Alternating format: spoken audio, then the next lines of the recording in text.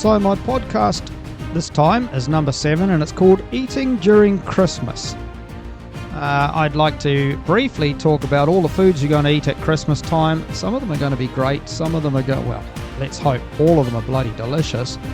Some of them are going to be good for you. Some of them aren't going to be so good for you. How do we know the difference between what is good, what isn't good, how to minimize the damage that's going to happen over the next week or so of gluttony. Christmas is a time for indulgence. I just wrote this down before, by the way. Christmas is a time for indulgence. It's not a time for gluttony, but a lot of us, myself included, do tend to end up leaning towards the latter. So knowledge is power. So if we know a little bit more about what we're eating, then we're in a position where we might be able to make a few minor adjustments and perhaps save a kilo or two from ending up on our hips or on our belly or on our ass in 3 weeks' time, which then we have to figure out how to get rid of. Hi, my name's Pete. This is See Your Toes again. As I mentioned at the start, this is podcast number 7. I'm really on a roll. It's called Eating During Christmas, and I hope you enjoy it. So, as far as Christmas is concerned, let's face it, it is a time for indulgence. It's a time when we do eat a lot of food that a lot of us wouldn't normally eat. As you probably know, I'm on a low-carb, high-fat diet. It does me very well. And to be honest, it helps my mentalness as well. I don't feel depressed these days. I feel pretty bloody good, very positive, and nothing gets in my way. Whereas certainly in some years gone by, that hasn't been the case. So there's a lot that can be said for my diet, which is low carb, high fat, but at the same time, it doesn't really work well at Christmas time or birthdays for that matter, where most of the foods have got a high carb and certainly a high sugar content.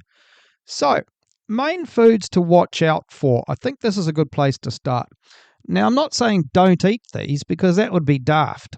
All I'm saying is think about them as you eat them is the best way to say it. Now, the first one is chocolates. You know, the box of chocolates, or the container of chocolates. They're cheap as chips these days. They used to be expensive, but they're not anymore. And so people buy, let's face it, bucket loads of the bloody things. They're lying around all over the house in big bowls. And so you end up grazing on them. You grab a couple now and you drop the wrapper somewhere on the floor or, behind the pot plant. And then a couple more later, and then one more, and then a couple more. And this is a grazing problem, of course. So 1 or 2 chocolates on their own isn't a problem. But if you kind of kept those wrappers and put them to the corner and counted them up afterwards, you may find that there's quite a few of them that you've been grazing on. And so that's the problem with the chocolates. They're pretty calorific. Each chocolate, I think, kind of works out at about 50 calories by memory. So you end up, if you have, you only have 10 chocolates and there's 500 calories. So it adds up really fast. So one thing you can do to minimize the effect is just bear in mind that chocolates, I know it's only, everything I say here is I'm saying with a grain of salt, or tongue-in-cheek if you like, because I know that come Christmas Day I'll be grazing on chocolates. One of the only reasons I might not be grazing on chocolates is because it'll make my alcoholic drink taste a bit funny. Desserts is a big one. I'll go on about desserts later on, but keep your eye on your desserts because that's a major component of sugar, and I'll talk about that in a few minutes, and of calories. The third one, which is going to happen with your Christmas roast, is potatoes. Now, your good old-fashioned white potatoes, I've managed to find some from the supermarket that have already been sort of fixed up with duck fat on the outside of them. Any white potatoes are always going to be a little bit bad for you because bear in mind with potatoes that they are highly soluble carbohydrates. So that means that there's not much to them. There's a lot of carbohydrate in a potato, it gets to your stomach and it gets digested really quickly. All of those carbohydrates get converted to sugars and they get into your bloodstream. Not quite as quickly as sugars themselves, but they do still act very quickly on your system. So if you have a few potatoes, they will get converted into sugar and get into your bloodstream pretty fast. And that, I'll talk about that briefly later, but that's a really bad thing. So if you can minimize your potatoes, if there's pumpkins and other veggies available, then go for those. I know my potatoes are going to be bloody delicious, but have a few. Don't load up your plate. Don't see how many you can fit on your plate, because try to find something else to fit on your plate that takes up the space, not potatoes. So there's that one ticked off. Christmas cake and cakes in general, but Christmas cake, I've bought mine. Either the standard Christmas cake with icing on it or your dessert Christmas cake. Both of those are really high in sugars and very high in calories. Your Christmas pudding, which is what I've got, I'm calling it a Christmas cake, but it's a Christmas pudding. A serving is going to have about 40 grams of sugar in there, and it's going to be about 330 calories, which is a lot just for a small serving of cake. And it'll be the same with your Christmas cake. So just bear that in mind.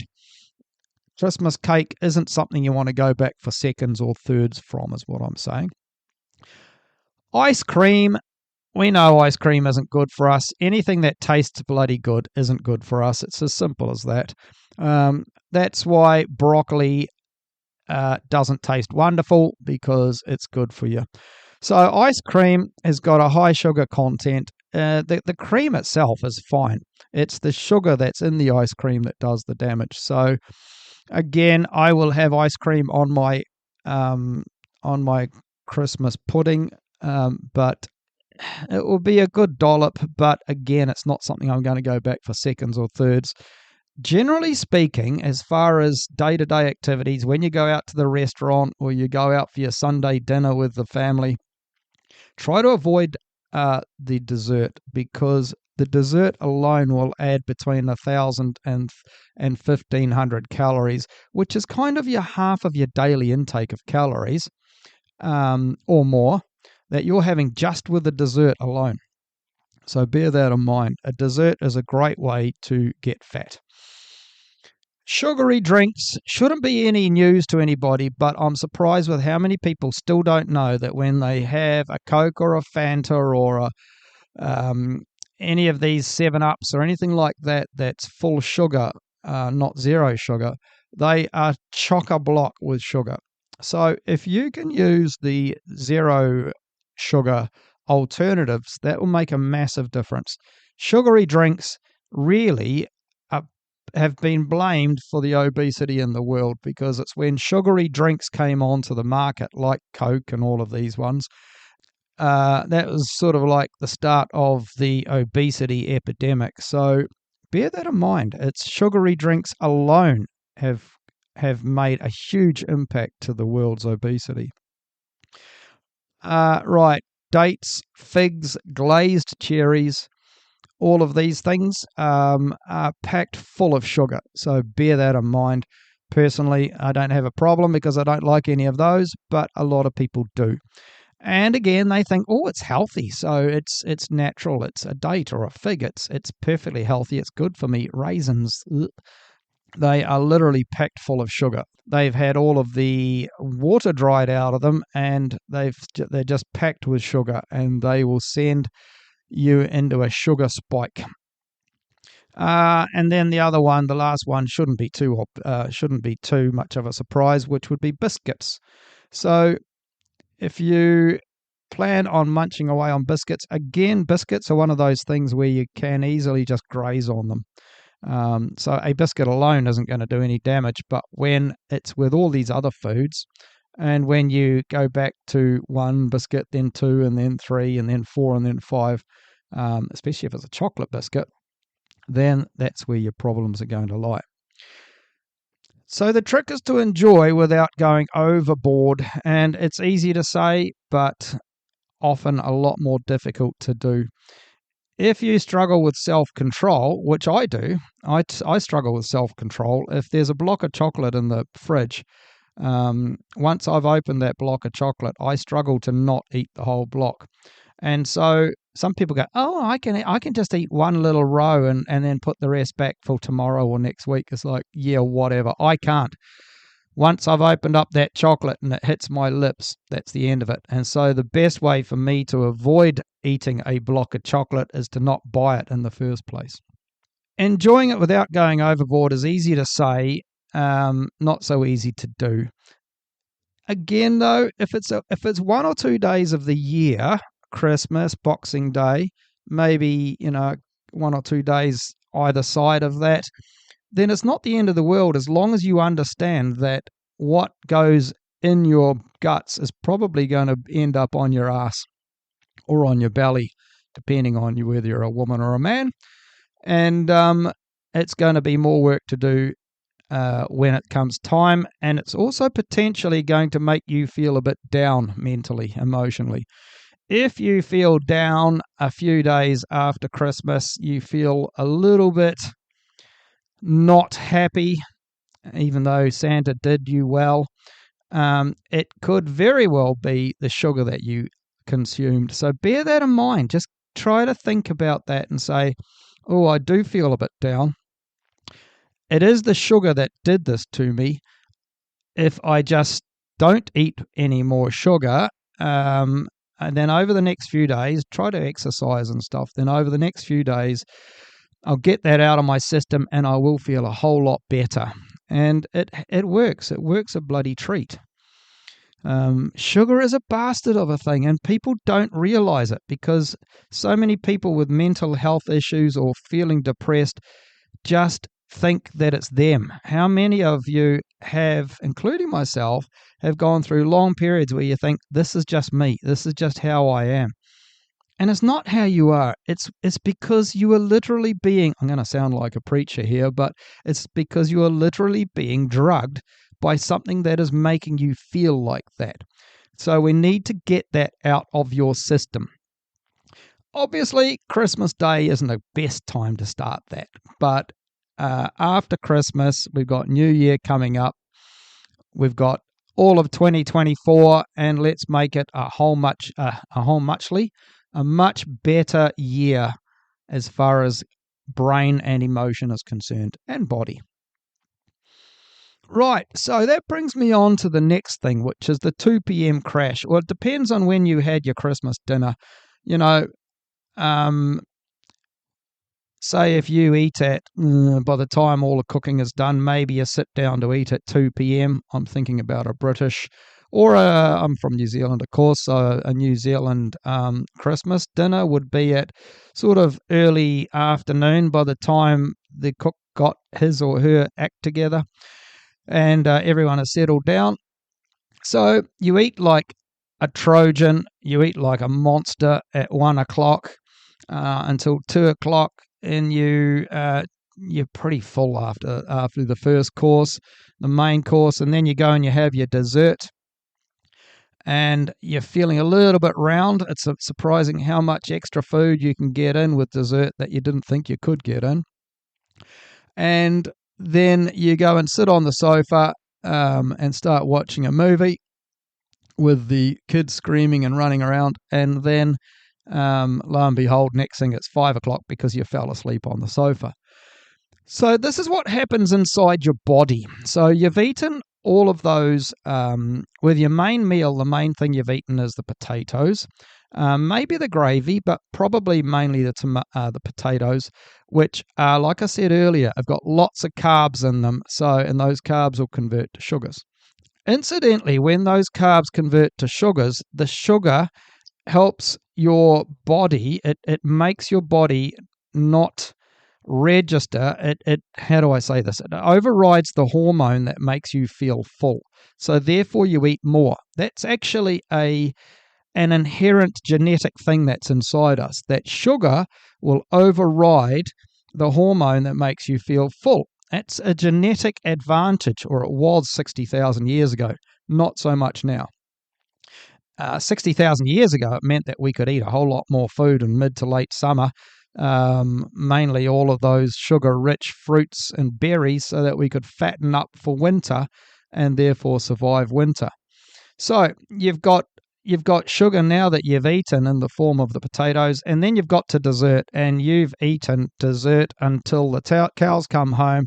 You've probably eaten with that dessert, you've probably eaten about 1,300 calories, but more importantly, you've probably gouged down between 80 and 100 grams of sugar in those 1,300 calories. And all of that sugar has gone straight through your system into your bloodstream. It has sent your blood into a sugar high, and you immediately after tea, you feel round. You're wondering how your stomach can fit all this food in. Again, that's because your body overrode your ability to tell you when it was time to stop. The sugar did. And so the sugar gets into your bloodstream, causes a sugar rush. You feel great. You feel on seventh heaven. But then your body doesn't like to have these sugar rushes. It wants stability. It wants everything to be a flat line.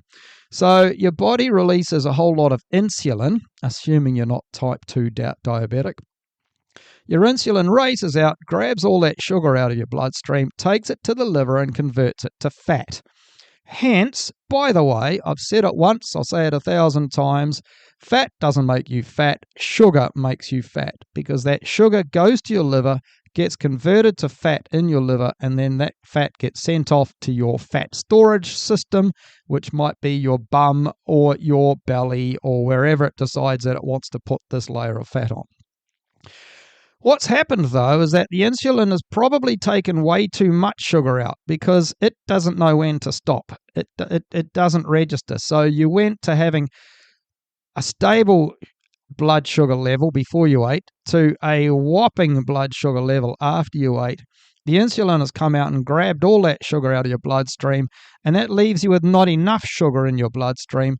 That's why you feel really tired a couple of hours after you've eaten, and next thing you want to fall asleep on the sofa, and there's your afternoon gone.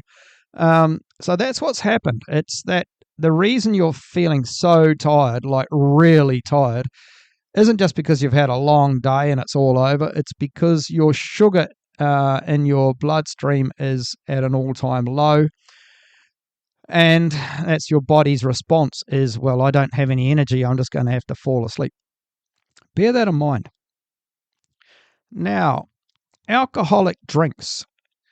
All of my neighbours are going to probably arrive at about 9 a.m. on Christmas morning, and I'm going to be making homemade Bucks Fizz, which is a sort of it's a combination of Prosecco, a shot of Cointreau, which is orange liqueur, a shot of Cointreau, and then filled up with orange juice. I've managed to find some zero sugar orange juice. But that makes a hell of a good drink. By 11 o'clock, we're probably all going to be pretty damned merry. And then everyone will drift off back home to their respective houses to sort out dinner.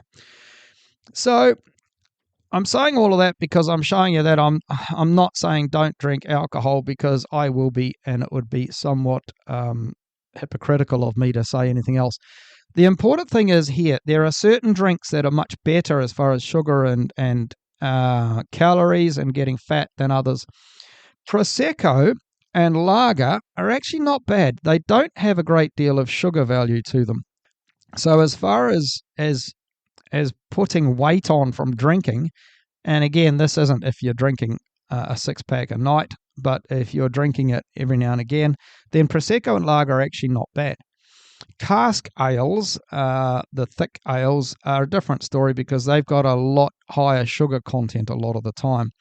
And then you got your liqueurs, which is where I go wrong with my drink, because I got Cointreau in there, which is going to be a very sugary drink. And those liqueurs are going to be high in sugars.